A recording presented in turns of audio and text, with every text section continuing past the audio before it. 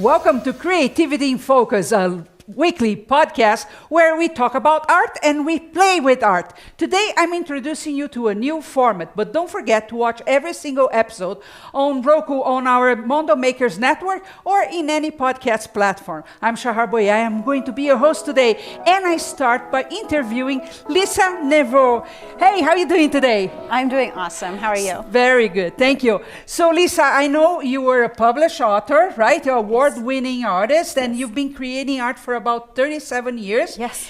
You are in an art gallery in Italy, is that correct? I am. So I'm really excited to know more about you. Let me know first how you got started at this. What intrigued you about art? I am a self-taught artist. Nice. And I started out as a window painter, actually. Yes. Tell me about that. Well, I was 17 and I had moved out on my own. You know, it just was one of those kids. I call myself a street rat. And I decided I was going to go around with a business card that I made called The World's Best Artist. And I went from business to business and I handed out my business cards and I started getting work. And how did that work at the end? Did you paint a lot of windows? I ended up having one of the largest window painting companies in all of California. Really? Yes. That's so cool. 17. I started at 17, yes. So do you think you were an artist first or an entrepreneur first? I was an artist first, yes, because I was painting with the contents of my diaper. I got in a lot of trouble for scribbling, but then my father, I took a paper route when I was 12, and my father is an entrepreneur, so he taught me how to balance the books. So at 17, you said, I need some cash. What am I good at? I'm good at painting. It started in high school. Wow. Yeah. And after that, what happened?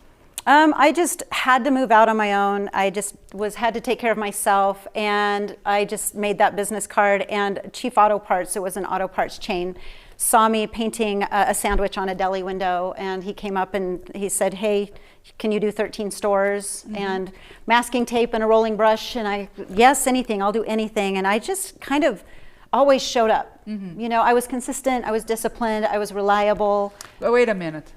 Yep. This is not consistent with being an artist, is this? You're reliable, you're consistent, you don't flake out. Right. Yes. So when did you figure that your creativity could live just fine with you being consistent and responsible, showing up for the job? Yeah, it was the window painting, because they would tell me, "We're so happy you showed up. You know, this other guy, we keep scheduling, he doesn't show up, he's not, when he does, he doesn't listen." And you know, my whole thing is, it's one thing to be an artist, but you also have to be responsible. You have to be personally accountable for yourself. And when you can do that and apply that into the art, well, you'll soar, because there's so many people that use the excuse of being an artist to party, and that's not what being an artist actually is. It's hard work too, right? Yes, because it there is the learning and discovery that you put into that every single day. Absolutely. And from there, so you painted for a while, and then I want to go all the way to the gallery in Italy, right? So how was that? You were painting windows in California for delis, and now you're in Italy. How did that happen? Gosh, how did that happen? I ended up getting pregnant. I was married, and I decided that painting windows was no longer an option. And I wanted to be able to get into licensing and illustration, and I saw some artwork in the mall, and I thought, I can do that, you know. And I started drawing, and I got into the fantasy industry. So I started drawing fairies. And I ended up drawing so many fairies that I was taken seriously enough to be considered viable for a book, and was published by Random House. Oh, really? With Yes. the fairies? With the fairies. And again, the discipline. It was the discipline, because when I showed up, when the book deal came in, it was a year early, but the book deal got sold, and then Random House bought it, and they looked at the artwork, and they're like, "This isn't what we want. We want what's on your website." And I had 3 weeks to come up with 33 pages to save the deal. Wow. And so every single day for 3 weeks, I painted 33 fairies, and I lots of stress locked it in. Now, you mentioned the word licensing. Yes. Tell me what interested you there, because I know there is a huge potential for artists there, but not many explore that route. So what does licensing do? Yes, and what interested you? Why did you want to go that route? I'm interested in licensing. Licensing is the thing that makes it so you have residual income. If you like to draw characters and you like to draw illustrations, you can go through other companies and they will put your artwork on all kinds of things. And then they give you poquito royalties. But it really can spread your name out there if you can get in.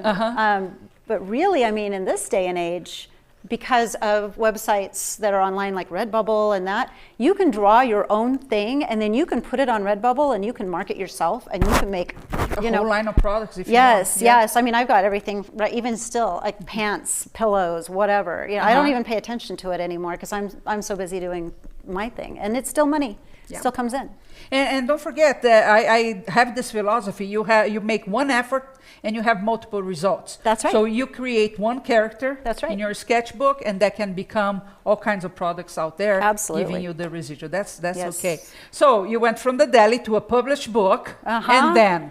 And then I decided that I wanted to be taken more seriously as an artist because the fantasy industry will not put you in a gallery. It has a tendency to push you down the road of licensing. And so I met a man in Denver who was a really, really prolific painter, but also a great art dealer, and asked him to mentor me. And he brought me into his art studio, and in doing so, he stretched me and pulled me into abstract painting. He taught me, you know, kind of how to paint nothing for no reason. It was actually probably the best experience as far as getting a teacher that I'd ever had. I highly recommend finding somebody that you respect in your area and asking them if they would be willing to mentor you. And 9 out of 10 times, if you really want it and they can see it and you're sincere and you're a hard worker, many of the artists will actually mentor, because we really believe in bringing up the next generation. We want you to succeed. And we want people to understand they are creative and they can express that. That's right. Now, what you said for me is really, really crucial for people to hear that, finding the mentor. Right? It's really important, and like you said, somebody that you admire and that you respect. That's right. That they are going to show you the way they do it, and you grab the pieces that you want to incorporate. Yeah, and that's crucial. And it wasn't free. I mean, I gave something back. I moved into his studio and I paid studio space, and I invested in myself. And that's the other thing, is investing in yourself. If you look around for everything that's going to be free for yourself, then you're telling yourself that you're not worth spending money on. And the minute you tell yourself that, that's when you tell yourself your art has no value. So always remember that if you were doing anything else, you would invest in it. Yes. Invest in your art. Invest. It's in worth yourself. it. Yeah. Now, so that was the beginning of you. This. So do you paint? Is it acrylic? I do. I paint. This actually is. I paint on wood. Oh. Yes. Okay. And I follow the grain of the wood. And I paint in acrylic, and I use brush, acrylic, and knife. Wow, cool. Yeah. So you were telling me before the interview that actually these two, they represent very different moments in your life. Correct, yes. Right? Tell us a little bit about this transition, and how do you see that transition? Because I see two paintings, I say, oh, cool, she paints this way and she paints that way. Right. But for you, it means a change in how you see art, right? Absolutely. So tell me a little bit So about this that. was Park City. This is before I went to Italy. Okay. I was actually called to Italy. I did not decide to go to Italy. But this was me painting Park City. It felt like Park City in the fall. I was kind of marketing towards the Park City people. And then I got a call to Italy. So I put this down. I went to Italy and I picked up this book. Tell me. This book I took with me because I wasn't able to. It's interesting. I don't know if you can see this, but it turned out to be. Show to this camera here. And Show to this grab camera? Yeah. So Tell you me can about it. see, like this one right here, I wrote poetry in it, and I just practiced using my watercolors and pens. Oh. But I would follow, inspiration from photographs that I took when I was in Italy. I recommend anybody carrying a sketchbook around with them if they're a serious artist. You know, this has been a topic that has been in front of me all the time right now, that we should all have this sketchbook, even if you're not, like I don't do much drawing, but just capturing the moment, the feeling, the sensation into something. So that started inspiring you? I brought that, and then in working in small detail and doing all these circles and squares and all these things, when I came back, I kind of tried to land it back onto the wood. And so you can see there's a difference. There's not, but there is. This is the color palette of my experience in Rome and Florence And then there's a lot of marble, a lot of stone. Okay. And so there's a lot of these colors, these creamy colors. And then I am a big fan of Klimt. And Klimt worked with a lot of different patterning, and he worked with a lot of like different shapes, and I tried to incorporate my inspiration from Klimt and see what would happen if I modernized it and brought it into. And people understood this because you have been compared not only to Klimt but to Kandinsky and Dali multiple times, right? Yeah. Do you think it's because of this vision that you have for your art? I think it's because I'm actually an art history buff. Really? And I love studying the artists from the past, because their style, their reasons for why they did what they did, how they landed there, has nothing really to do with art. It has everything to do with who they were as a person and their style. But because I had studied it and I started diving into it, it felt possible for me. And I think that's the other thing, is if you really get to know the artists, if you learn the history of artists, they have a story. They have a story, and their story has so much to do with the movements and the changes that are going on in their time. And many of them were involved Yes. into the changes and the resistance, right? That absolutely. Yeah. They played huge roles in drawing attention and creating movements in the entire.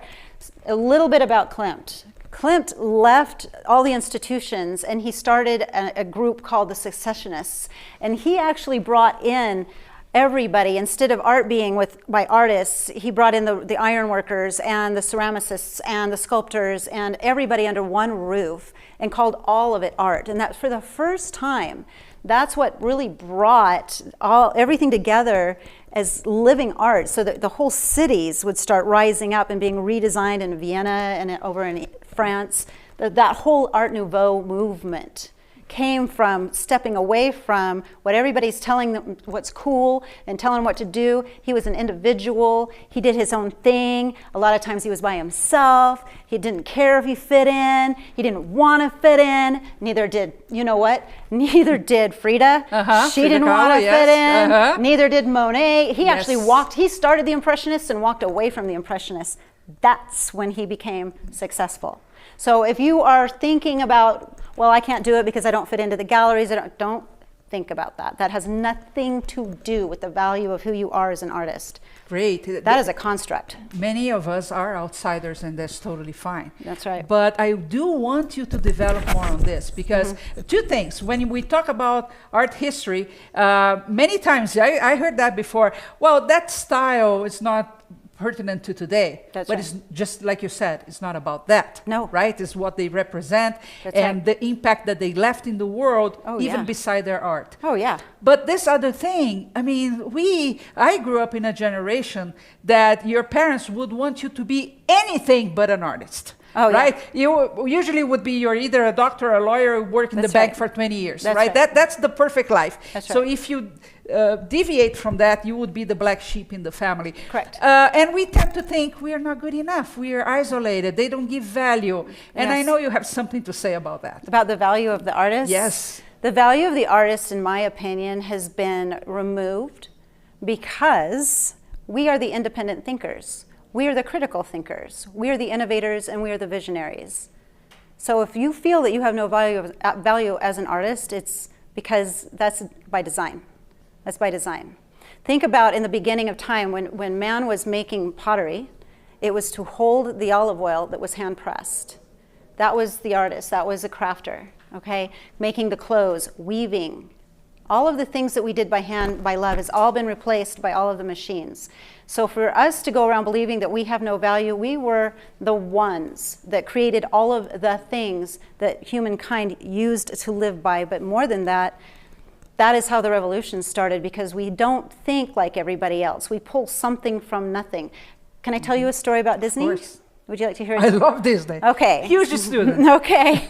So Disney, I have a friend who is really close friends with Imagineers from Disney. He knows the guy that designed the Harry Potter thing that ended up at Universal. And what they do with Disney is they bring in the Imagineers and they tell them to start in a circle brainstorming about everything that is not possible. That's how they begin. Now think about it. These are the creators. think about something that's impossible, and they throw impossible ideas all over until something pops that becomes possible. What is that? That's pulling something from nothing and creating, and the next thing you've got is everything that you see that Disney does. But that's artists. That's what we do, and we are so necessary right now. We need to come together. We need to understand our value, because in the times that we're in right now, we have to have the vision. We hold the vision. We create from our visions. The creators, we're the creators. They've taken that from us, and now we're all standing around believing the clickbait that we see on the internet, right? And disagreeing of things that we should not even be disagreeing on. Oh yeah, they've got us very distracted. Yeah. And with Disney, think about how many things the Imagineers brought, like animatronics and all the advancement that we made in technology because of that question, right? Absolutely. What's not possible and what's not possible. And it's the Phenomenal. creative people. It's the artists. Yeah, it is. Yes. Now, let's talk about your art. Oh, and okay. I usually ask people what inspires you, and I can see all these things inspire you. But when you're creating a piece, tell me a little bit about the process. How do you get inspired, and how do you get to Italy or Park City? How do I get to Italy Yeah. or Park City? I actually have learned how to monetize my coping mechanism. It's the thing I do all the time to make myself feel good. I have anxiety. I'm struggling right now. Everybody I know that's creative is struggling. And so all of us are starting to turn inward, and we're turning to our creative process because it makes us feel better. It releases dopamine. I mean, that's what this is all about. So if you're doing something already, that's what inspires me. How did I get to Italy? By locking myself away in my house in the middle of freaking COVID, and the only thing I have is my art. Waking up, making coffee, sitting there in my robe, not brushing my teeth, and painting and painting and painting because it makes me feel better. Which is also, by the way, how Van Gogh ended up the way he is, and also Monet. Do you know that Monet was almost blind when he finished his last piece when he was in his early 80s? It took him 4 years, and he had 7% of his sight. He didn't want to stop because he knew it would be his last piece, but he could only see to hear. And he still painted and painted and painted because that's what he was made of. That's what inspires me. It's who I am. I've been doing it my whole life. I know that no matter what happens for me in my world, my art is always here for me. It's my discipline, and it's my willingness to put myself out there. And it's the fact that I haven't driven my car off a cliff. Right, that's a good thing, or else I wouldn't be interviewing you. Right. But what you said, do not see as the obstacles, right, to stop you. Like you said with Monet, Beethoven is another example. So whatever it is, because your joints may hurt, your back may hurt, but that cannot stop you from creating. Nothing right? can. You should not be stoppable. You need to be really like an ox in this. And when it comes to the arts, it'll make you feel better. Like I have my arm because I paint all the time, so my arm hurts, and so does my lower back. But what hurts more is if I go for too long without creating. Exactly. My inspiration for painting on the wood comes from the fires. It's from seeing all of the trees burning and trying to get people's attention. I give back a portion of all that I sell to the Arbor Foundation, and we replant trees. Beautiful. So, my goal is to say, let's make this about something. Let's use our creative voices in a way that actually brings back to life the truth and depth and soul of humanity. We're the reflection of that. And we're so needed right now. We're so necessary. That's true. Don't ever let anybody tell you not to be an artist. There is a lot to be said. Everywhere you look, everything you see, every design that's around, even the chair that I'm sitting on, even the shirt that you're wearing, there's an artist behind it. And we see things different. Now let's take a look at another piece that you created, and I want you to talk a little bit about that. Okay. You're going to see that in a minute. Okay. Oh yes, this piece. So when I was in Italy, I saw so much texture. Everywhere I went, it was shapes, whether it was on the ground, whether it was on the walls, if it was in the ceilings, they just never stopped. And I started seeing everything in pattern. Like I was there for a month, and I couldn't read and I couldn't speak Italian. So everything came through a visual for me. And all I began seeing, it was like the Matrix. Everything was made out of different patterns and shapes. So when I got home, I couldn't help but every night, because I'd been doing it, I had to keep going. That's what this book was. I actually had to wind down from doing all of that. That was very pretty. Thanks. Let's see one more. Okay. This one was a piece that I had done quite a while ago, and I was trying to incorporate my older style and then bring in my newer style and make it even more interesting. But you can kind of see my dolly influence. When I was out there, I actually saw a museum that had, it was all dolly pieces that were not pieces that we normally get to see. Oh, nice. So I was heavily influenced by the way he liked to stretch things. Do you know how he managed stretching things? Is he had a lot of wax that he would mold into shapes in his place, and it would melt because it would get hot. And so he started painting the melting of the things that he had created in order to paint it. That's very cool. Yeah. And the last one, let's see. Oh, that's this piece. So this particular, Oh, that's the same one. it is the same one, Look at yeah. it. This particular piece, again, it represents the water. It feels like Pietrasanta. And I went to Pietrasanta. It's where Michelangelo and all the other sculptors would go to get their marble. And so I had to go to Pietrasanta, and an interesting story about that place is I was so used to the extravagance of Rome and Florence that I walked and walked and walked miles looking for that same extravagance, and I was literally 1 block away from the sea. Oh. And I didn't go to the sea. It took me a hot second. I actually decided I needed water. I'd gone for 2 miles, and I went in to get some water, and I could see the sea. And all this time I'd been looking for all this extravagance. Like, goodness, I walked all the way out, and they had a chair out there, and I fell asleep. I slept. But I just think that it's interesting how when you're looking for something, if you're not careful, if you're not looking at what's right in front of you, you will overlook what you know what I mean? That's very interesting. If we're always seeking and we're not seeing what we have, you know, the thing with artists, we're visionaries, so we're always seeking. You know, remember to be present and to be still and to look around with what you have right now. And even if you're, you know, in a darker place or a not darker place, you have your art. And that's something that not everyone else has. So use that and love on that. And before we go, I have a really quick story about the ego and the muse. So I have a story when I teach about the ego and the muse. And here's the muse. The muse is in this big, beautiful room, throwing paint, dancing, spinning, loving, all of this. And then in walks ego, looking around, making a decision, thinking about it, and saying, you know what? I don't know if that's right, and I'm pretty sure that's not right, and I don't know if I like the way you're moving, and I don't know about that. And the muse stops and turns and looks at ego, really? Fine, then you do it, and walks out the door. So next time ego walks in when you're creating, remember the ego probably belongs somewhere in the theater department in the back of your head, up there playing with the costumes. Lock the door and send them packing, because your ego and your muse, don't let your ego control what drives you and what moves you. It's not about doing it right, it's about doing it.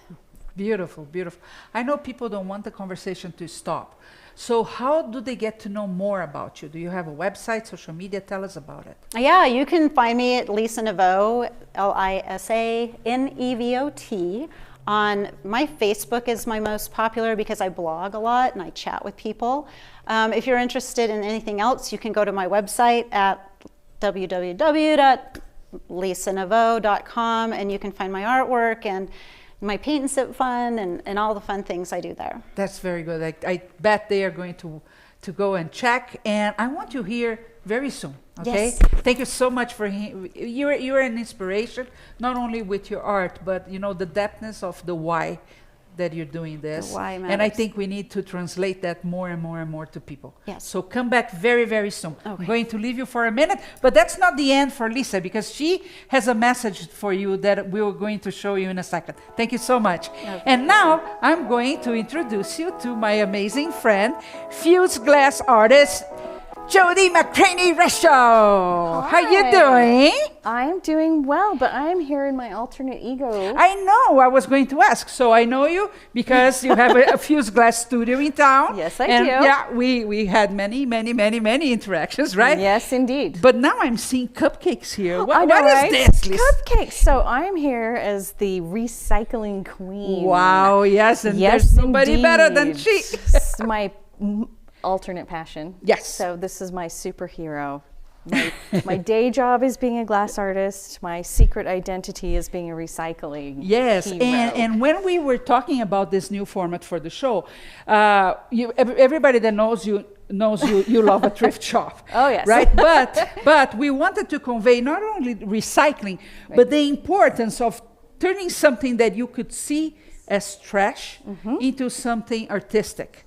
And one of the reasons behind that is that, I don't know if you're aware of that, but there are many associations out there in the world that's actually how they empower people.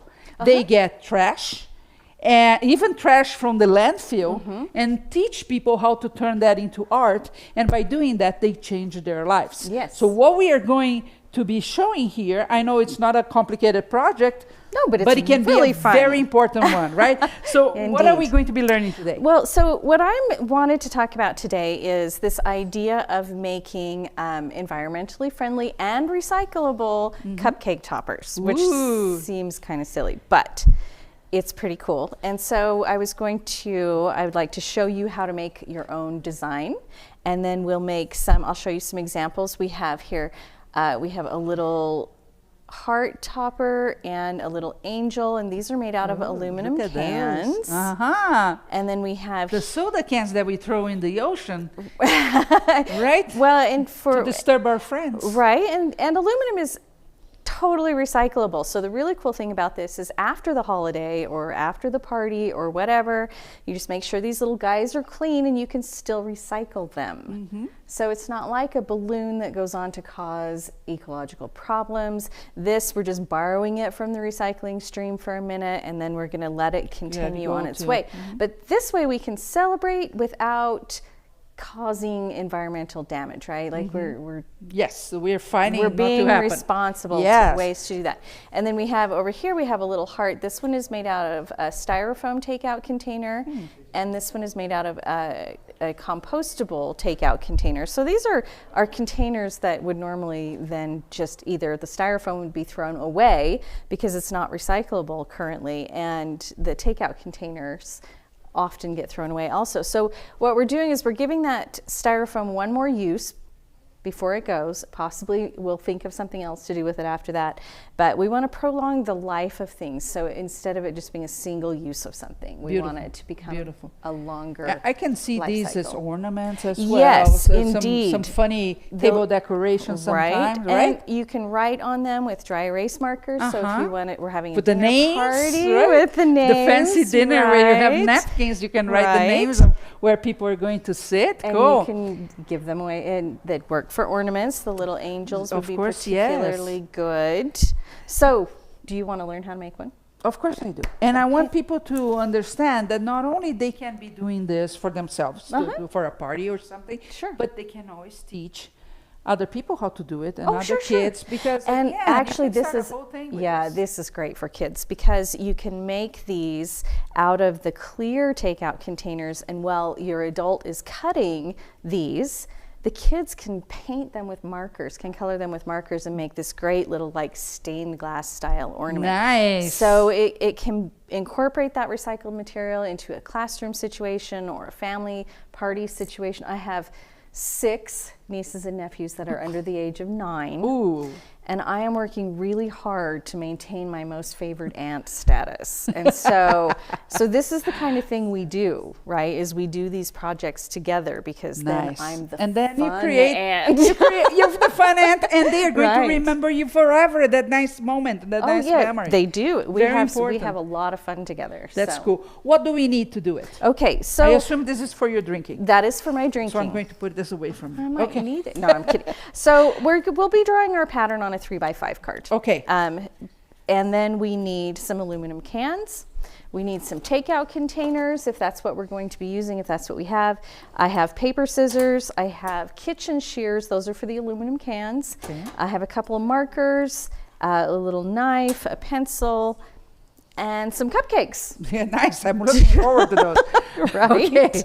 Okay. So what we're doing here is we're going to create a flat pattern that looks something like this, and then we roll it up to make a 3-dimensional design. And it's a pretty basic idea that is pretty versatile. So we'll start with a 3x5 card, and what we actually need is a 3x4 card.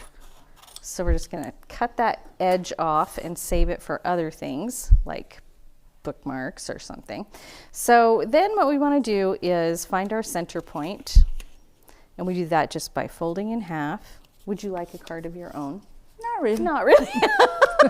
I'm see how this That's works. all I can do at the moment. Okay. So I can replicate that later. So we find our center point, and then we go down about a third of the card.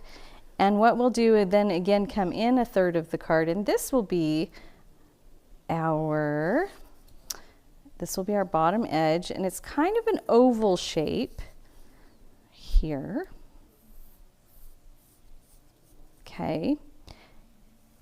And what we'll do is we'll fold it in half when we cut it. And then what we need to do is we draw our design. So if we're drawing an angel, we would want some wings here, like this. And then we need her little waist, which was a little, and then we have a head. And then this is a little halo right here. And that's all there is to it. You would think, I know you're thinking, that does not look like an angel. I have no idea what this lady is talking about. But I was thinking, I can do that. I think I can do that. Right? And then we fold it in half because we want it to be symmetrical.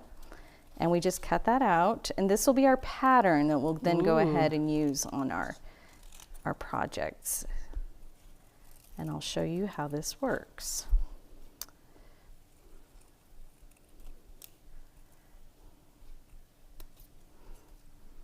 Are you happy that you're showing people how to recycle stuff? Oh, you know, it's so much more fun to show people how to do something fun with recycling than to just lecture them about recycling. So, and you know I'm a problem solver. I love to do new stuff. So I'm always thinking about what can I do with, and you know I'm also thrifty.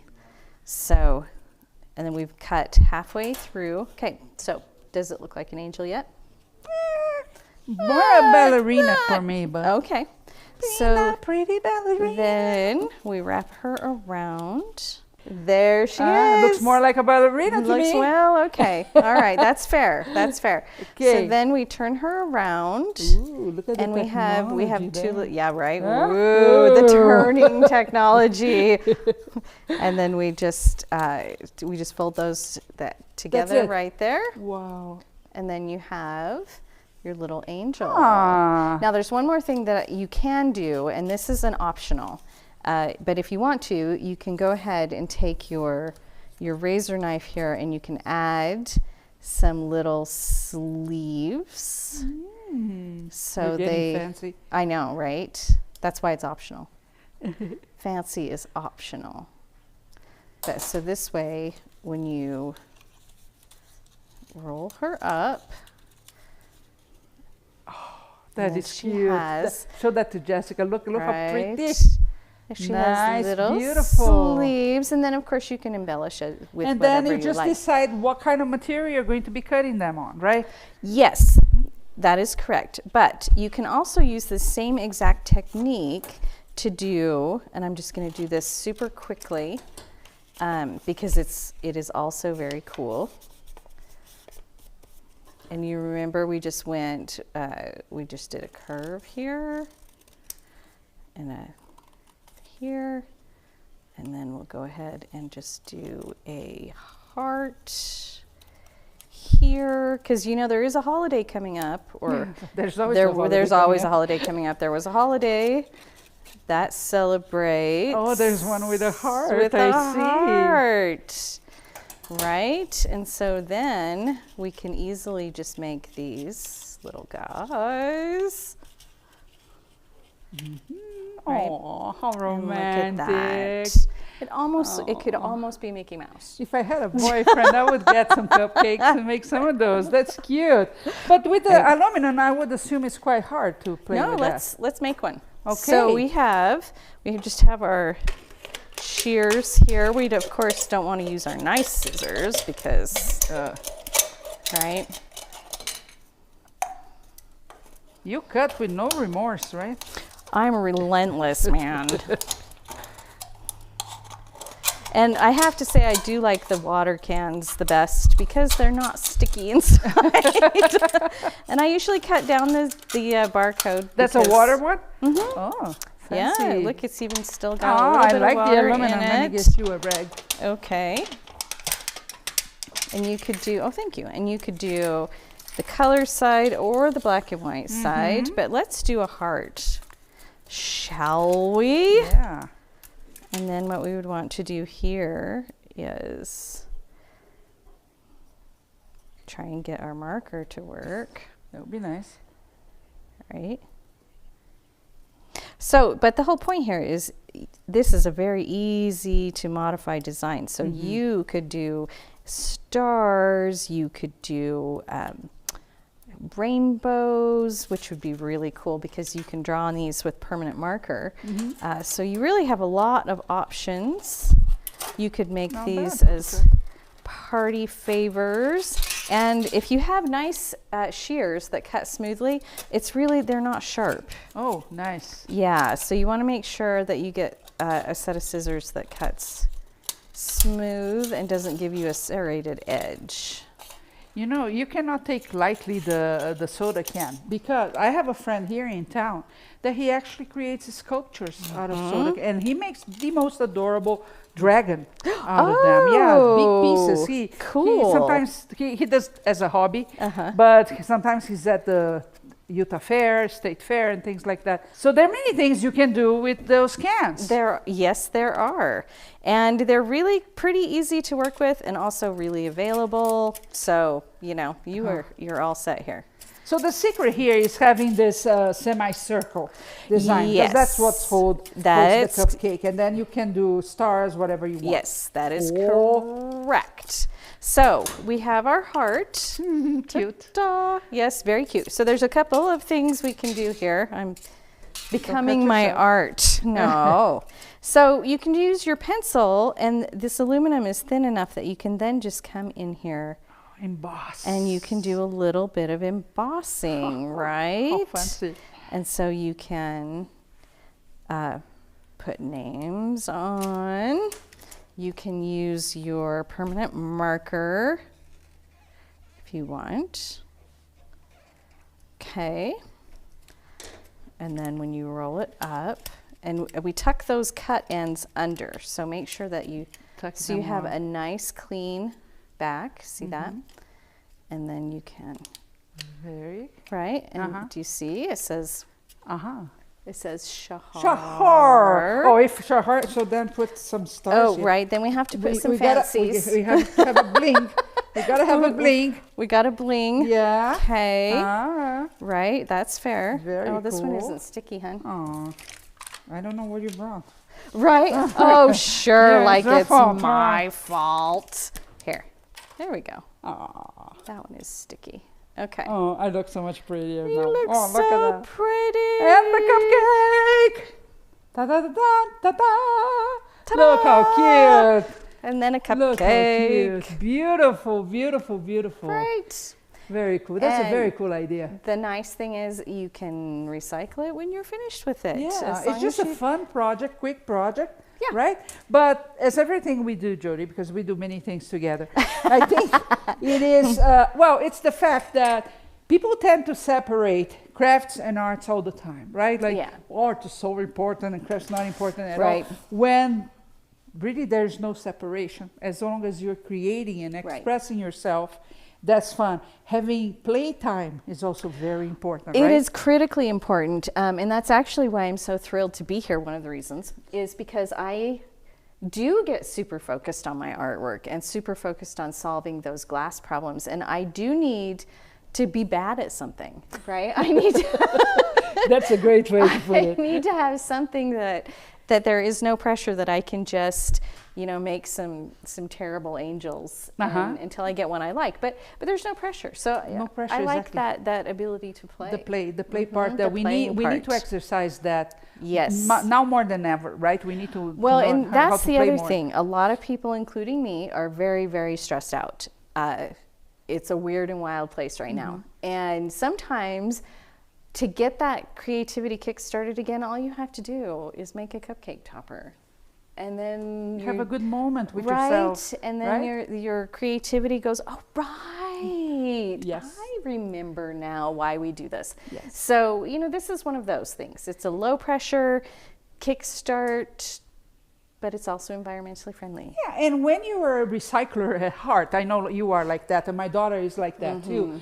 I mean, she goes crazy if I, by mistake, not on purpose, I get a cup of soda and throw in the regular trash. She'll have a fit about that, right? And she's right. She is right.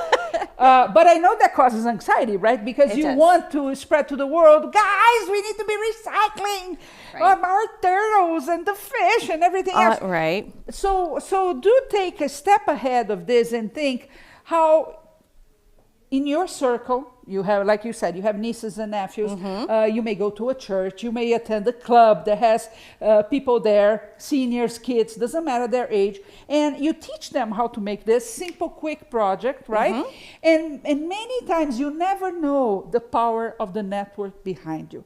You never know who you know. And there will be that one person that is involved in an association, maybe here, maybe in another country, where kids learn how to become resourceful. And this can be the beginning of something very big, right? So don't take lightly the simple projects. No. They're extremely important. And I still have, because I've been doing this for so very long, for glass for so very long, but I will still have people who meet me and say, oh, when I was 6, you gave me a piece of sea glass at a show and I still have it. And even that thing that was so insignificant to me that I put it out for free meant a lot. Yes. We never know the impact we are causing. Right. So congratulations on this. And if you don't know Jody McCraney-Russell, like I said at the beginning, she's a fused out glass artist.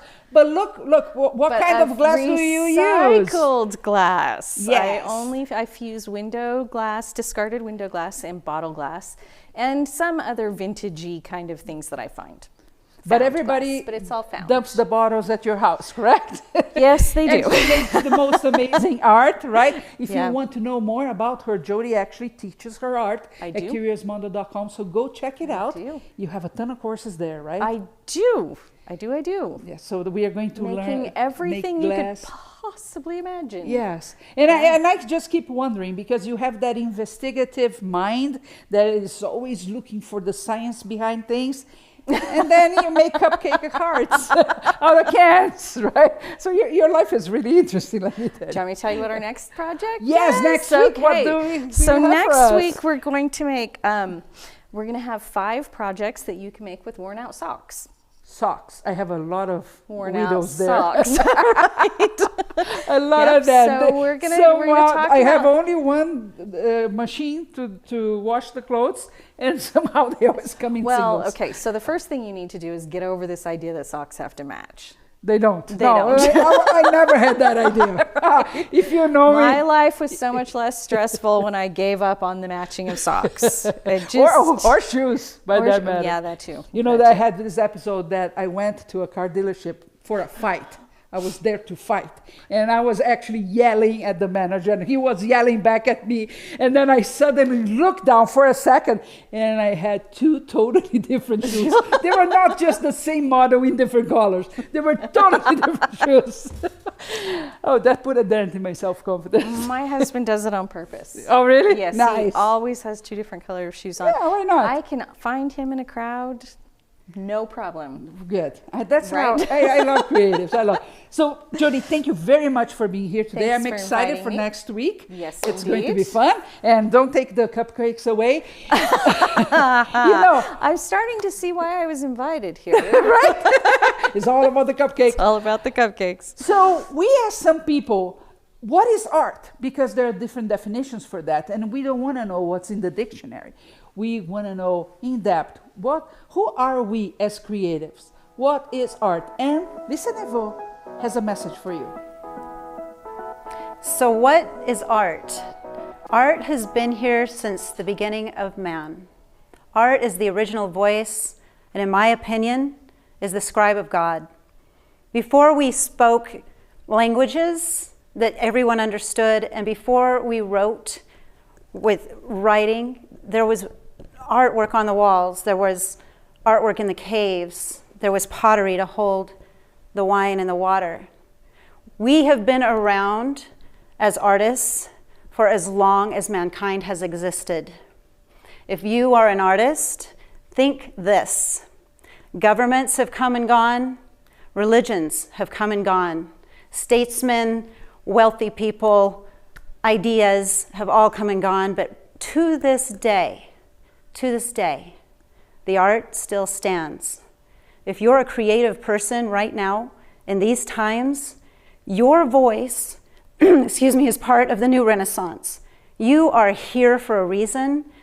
Everything that you're thinking and feeling needs to be recorded and put down for the history of our future. And just know that your purpose has always been to be the recorder, to be the one that brings the beauty, to be the one that reflects the great exhale when words lose their meaning. Please always remember that art, above all things, has been here longer and carries the most value. It's Nick Kienitz here, and I'm coming to you today with a new tutorial on how to create your own scratch paper for scratch paper art. This is actually a really fun project that anybody can do. You can get the grandkids involved, your kids, the whole family can join in and get together on this project. It's really fun, really simple, but it can produce really things. So let's jump into what you'll need to get started on this project. Obviously, the first thing that you're going to need is some paper. But you do want to make sure that you're not just using normal printer paper for this. What I'm using is actually sketch paper. So it's a little bit heavier weight, and that's what you want. You don't want paper that's too flimsy and can't withstand a little bit of moisture, and because it will fall apart. You want something that will be able to withstand the moisture. So watercolor paper will be a good option for this. This kind of sketch paper will be a good option. Smoother surface will be an easier project and gives you a better finish. Is that what I'm going for? It'll give you a better finish in the overall if you have a smooth paper to begin with. So that's the kind of paper you'll want to use. We're also going to be using crayons for this, but you have a couple options. You can actually do this with either oil pastels or crayons. I just went with the crayons because they're cheap and affordable, and you can basically get them anywhere. And the last thing that you absolutely will need is spray paint. You can do this kind of scratch paper with paintable acrylic paint, but I find that the spray paint works a lot better. And here is the secret. Make sure that you get a matte black finish spray paint. Don't use the shiny. The shiny is very distracting on top of the wax and everything else, and it doesn't scratch off as nicely, in my opinion, as the matte does. So make sure that you get a matte black spray paint. Okay? So we're just going to jump right into this. The first thing that we want to talk about is coverage. When you are creating these, the trick is to cover all of the paper with the wax.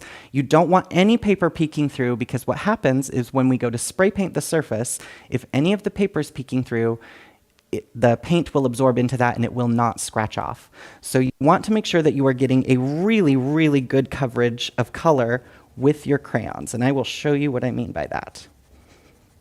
So I am pressing quite hard just to make sure that I am getting all of the white gone, and you're going to get flakes. That happens. Just brush them off or whatever you need to do.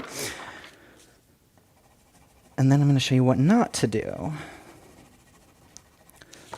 So we have two things here. We've got the very solid color, and then we have this kind of light color. You do not want this. There's too much paper peeking through the color, and your paper will absorb all of the paint. So you want this very, very solid color. What that's doing is it's actually laying down that wax layer to prevent the paint from absorbing directly into your paper. And when you're doing this, you are not limited to just doing colors. If you want to draw pictures, wording, script, anything you want to do as the color picture, go for it. I'm just doing very simple shapes today just for demonstration. This is what I have quickly colored that we're going to be turning into our scratch paper. But you can tell I have good coverage, no white peeking through. That's what you want. That is ideal. Okay? So that's pretty much all that we need to know, actually, for this. Okay? So then, once you have your paper covered, like I do here, I always recommend that people leave about a 1/2 inch of a border every side in case the paint seeps in through the back and absorbs into the paper on the other side. So I like to keep that in mind when I'm spraying this, that maybe a half an inch of the border of the paper might not be good. So keep that in mind when you're doing this. It's not always a necessity. Sometimes the spraying goes perfectly and you don't have any bleed and you're good to go. So once you have your paper covered in your crayon, the next thing that you want to do is you're going to take your matte black spray paint, and we are going to spray the surface of this. And I did want to talk a little bit about that. You can do this with paintable acrylics. You do need to thin out the acrylic paint before painting the layers on. I don't do it that way because I feel like the paint actually gives us a less streaky surface to work on. With acrylic paints, you can really see the brush strokes a lot. With the spray paint, you really lose a lot of those brush strokes, and it gives you a very nice finished surface. Okay? So again, we're just laying our paper out. Make sure you lay paper down or do this outside. Don't spray paint your counters or anything like that. All right, so we're gonna go ahead and we're gonna spray our scratch paper. Remember, we've covered all of the white on our paper with the wax to prevent the spray paint from absorbing into our paper.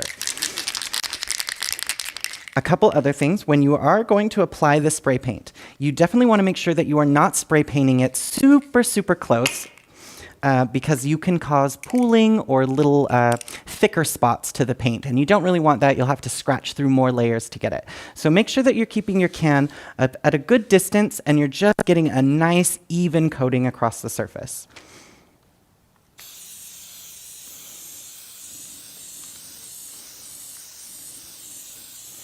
And you want to spray it until you can't see any of your original color. Ooh, I got a little heavy-handed there. It's okay. It'll be all right. Okay. So this is where you want to be. You want to cover the paper completely. Some of the edges might curl. That's totally fine. That's bound to happen with this, unless you're using really, really thick paper. But this is where you want to be, and now you need to move this aside and let it dry for at least a day, I would say. It dries pretty quickly. However, if you don't let it dry completely, when you go to scratch off the paint, it comes off in a long strip rather than small chunks. So it actually isn't helpful to scratch it early. So once you have your paint, set this aside to dry for at least a day. So I have a sample piece here that I actually made beforehand so I could show you guys the end result of the scratch paper. As you can see here, on this part of the paper, I didn't actually cover it with wax. So you can see none of that black is really scraping off because the paint has absorbed into my paper. Here in the center of my paper is where I've actually laid the wax down. And I have let this dry so it will easily lift and it won't cause me any issues. But once it's dry, this is how your paper will look here in the middle. You'll have a nice, almost chalkboard-like surface. And I'm just taking a small stick. You can really use any kind of pointy or blunt object to use as your scratcher. Most everything works, but once it is dry and you go in and start scratching your paper, you can see that that color is revealed from the dry spray paint. I get so excited when I do this. I don't know why. It's like being a kid again. But you can see that beautiful color pops through, and even though people say that the crayons come out a little lighter than the oil pastels, that's still pretty vivid to me and I don't even mind it. Just remember to brush off your flakes, but then you are just free to scratch whatever design you want to into your paper. It is so much fun. It's really a great project. I actually learned this when I was a kid in art class. So this is a really fun thing to do with kids. The whole family can get involved. I really hope you guys enjoy it, and I would love to see some of the creations you make with it. Well, I don't know, but I'm super, super, super inspired to create more. I love what Lisa had to tell us, and her art, amazing, right? The project that Jody did is quite fun, you know, just mind-buffering kind of thing for you to do. And what Nick showed you can really become your next art project because you can dive into the scratchboarding.